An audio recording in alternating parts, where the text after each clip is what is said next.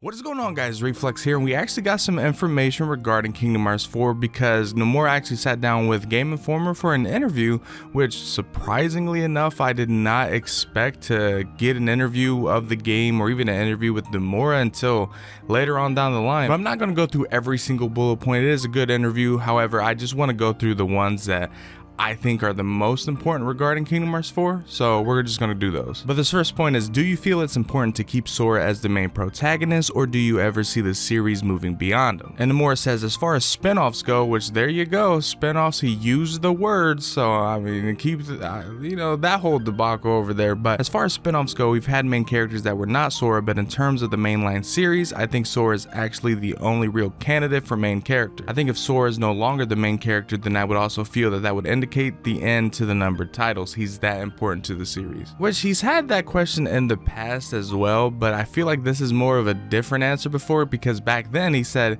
he could see Sora, kind of taking a backseat or even not being the main character at all. But this was like way back, I think even before Kingdom Hearts 3 came out. But now he's kind of changed up the answer a little bit and saying just that if Sora would ever not be the main character, then it'd probably be just, a spin-off like it has been in the past. Because I'm pretty sure every single spin-off other than Recoded and Rechain, I believe, has had a different main character, if I'm not mistaken. But then he starts getting the actual good questions, which shouts out to Game Informer for the good questions, because I swore this has been a discourse in the community since at least Kingdom Hearts 3 came out for some reason. But it says, we saw Donald and Goofy in the Kingdom Hearts 4 reveal, but one question a lot of fans have is how much will Disney still be integral to the series? And he says, with regards to Kingdom Hearts 4, players are definitely going to see a few Disney worlds in there. I just want to mention that they don't need to worry so much about the aspect of the game. It might feel slightly different from previous Kingdom Hearts titles, but once players have had a chance to play the game, I'm sure they'll be relieved to find that it is definitely a Kingdom Hearts title. It's the game series that they've come to know and love. As far as the graphic quality, since with each new title the specs have been really increasing and there's so much more that we can do in terms of graphics, it kind of limits the number of worlds that we can create. In a sense, at this time we're considering how to approach that, but there will be Disney worlds in Kingdom Hearts 4. Now, he didn't necessarily answer the question about whether or not it's integral, but I mean, it's Kingdom Hearts 4, or even just Kingdom Hearts in general. I feel like at the end of the day, Disney will always have a piece in Kingdom Hearts. That's just how it's going to be. But it's cool to see that there will be Disney worlds, at least a few, and he didn't even mention any of them, which is great, because the best part about trailers and waiting for trailers is almost seeing what world we'll get, because at least for me, that was the fun aspect, because you get to kind of have your list of the worlds you want in the Kingdom Hearts series, or at least in the next game, and then when you get a trailer, you're seeing how many of those come true. But this next bullet point don't really mean much that I'm going to talk about, but it's just that he's bringing back the reaction commands, because when he was making Kingdom Hearts 3, he did not realize that he thought fans didn't like them, so he took them out for the third game and then realized that the fans actually did like them, and he realized that he needs to go back to them. But this is actually a good bullet point in my opinion, because it says, will we be spending a lot of time in Quadratum? Does having a more realistic setting give you bigger opportunities to try new things with the gameplay? I think it will be a pretty good amount of time, since it's set in the initial base within the game. You spend time there and then go to different worlds and then go back there, because the graphics are more realistic this time around.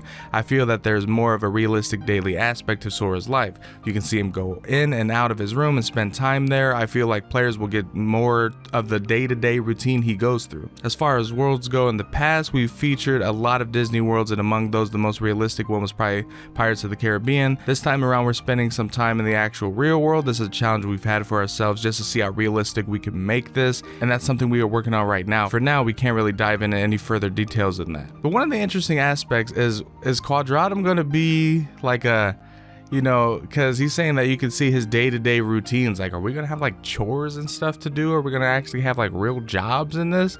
Because from the trailer, it seemed like they were saying that they're not, at least Streletsky was saying that they're not truly there, but they're kind of there. I don't know, it seems weird. But if we're gonna see like a day-to-day routine, is this gonna be like some Persona kind of style to it a little bit? Are you gonna have like a phone and friends that you can talk to and all sorts of stuff like that? Because It'd be kind of cool. It'd be a different little style to it. Now this next one's also a big question that it was a main discourse. This was like the main one that people were either mad about or just arguing about. I never get into these because I just don't care about arguing about things that don't matter, but fans have been very concerned about the lack of Final Fantasy characters in newer entries. Do you still want to dial down on the amount of them in the series, or is Kingdom Hearts 4 a chance to bring in more cameos? Then Nomura says, I understand that there weren't that many Final Fantasy characters in Kingdom Hearts 3. One thing I want to clear up is that a lot of fans are saying that Kingdom Hearts is this collaboration between Disney characters and Final Fantasy characters, but I feel like that's not the basic concept of Kingdom Hearts. That's not exactly what Kingdom Hearts is. When we released the first title, we've only had a few original Kingdom Hearts characters. When they were interacting with really well-known, beloved Disney characters, I felt no one really knew these characters, so it was harder for them to stand their own ground just yet. And so we've had a lot of Final Fantasy characters involved to lend a hand for everyone to get to know these original Kingdom Hearts characters better. Now, there are so many original characters from Kingdom Hearts and they're so well loved, and people want to see more of those characters. With Kingdom Hearts 3, since we did have so many original Kingdom Hearts characters, it was hard to find a room for including more Final Fantasy characters. We're trying to find a good balance for that. I know some fans were concerned about that and weren't too happy and wanted to see more Final Fantasy characters. That's something we're definitely thinking about.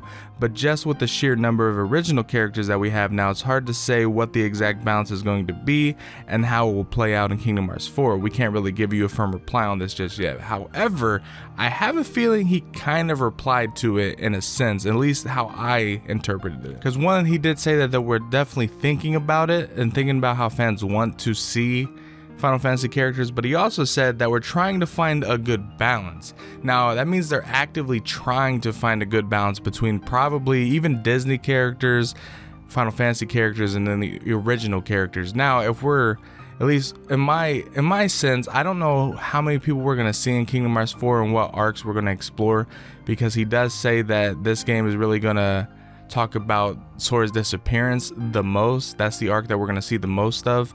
But just seeing that he said we're trying to find a good balance to it means that, at least in my head, that I feel like we'll see at least a couple Final Fantasy characters. That does not mean that it's going to be cameos. That's what some people got to realize nowadays. Like, we are further away. Like, I don't know if people notice, but like the cameos have dropped, significantly through the titles. So it's possible we will probably only see the Radiant Garden, Final Fantasy characters, and that could be it. It's a possibility that we won't see much new cameos, because Final Fantasy cameos in Kingdom Hearts was cool. I enjoy it. Me, I'm the one guy that's still rocking the I want to see Sephiroth's third fight. That's really the only cameo that we've already seen, but that's the only thing that I care about. Obviously it'd be cool to see like lightning. It would be cool to see. For me personally, I would want to see a lot of characters from Final Fantasy 13 because I like that game a lot, but I know a lot of people don't, even though it had a little surge of popularity out of nowhere like 3 years ago, and it's probably still going up today for some reason. But the odds of new cameos, I think, is a lot more slim than just seeing cameos of characters we've already seen before. Because I think it's probably easier to write a good balanced story with them than it is to just say, well, there's this character that we just see a cameo of and he doesn't really play a big part in, say, Quadratum for some reason. But this next point is, do you want to give one final tease for the fans about what they can look forward to? Nomura says, with regards to Kingdom Hearts 4, unfortunately there will not be any new information that I'm going to be able to share for a while, but if people could really dive into this interview that we've had today, I did reveal a little bit of new information and more details during this conversation. So it would be great if people could consider that and find new information that way. So I guess I was a little bit wrong. I said towards the end of the year, but that's more headcanon. I probably shouldn't have said that. But regardless, we won't be getting any new information for a while. But he then goes on to say, I also wanted to mention that Kingdom Hearts Missing Link, we're working towards launching the closed beta within this year. I know that not everyone is really into smartphone games, so fans might not be really excited for it, but we are making it so that it's something that anyone can jump right into compared to our past mobile releases. It's a lot closer to the series and also connected in many ways to Kingdom Hearts 4. The easiest way to get new information and hints about Kingdom Hearts 4 would be first to play Missing Link. There will also be more mysteries not related to Kingdom Hearts 4 specifically, but just throughout the series, and there's also some figures that appear in Missing Link are tied to Kingdom Hearts 4. That's all I can really say for now, and I honestly think one of the figures that he's probably talking of, at least in my opinion, is Sigurd. because we know that that was the narrator of Kingdom Hearts 4's trailer, and I'm pretty sure he's probably going to play some kind of part in this whole Missing Link game, in my opinion. I mean, it just makes sense. But that's really all the information we're getting. So, I mean, all in all, I'm probably going to play this Missing Link game. I really, truly hope it's actually decent. I hope it's not a all in all like big gotcha game and where it's just like pay money and then you could probably have more fun with it that way and all this and that. Like, I don't care for mobile games. I'm one of the people that in that interview he's saying fans aren't really, you know, fond to mobile games. I'm one of those. I did not play Union Cross that much because I just couldn't stand it. I am not. If Dark Road is a game that you can play, I didn't really actually look into that, but I just get all my stuff from either Everglow or just whoever uploads something regarding the story that day, or I'll just wait on Twitter and people can translate it through there. But that's how I get my information from those games, and it's quite possible that I'll get my information through that again this time around.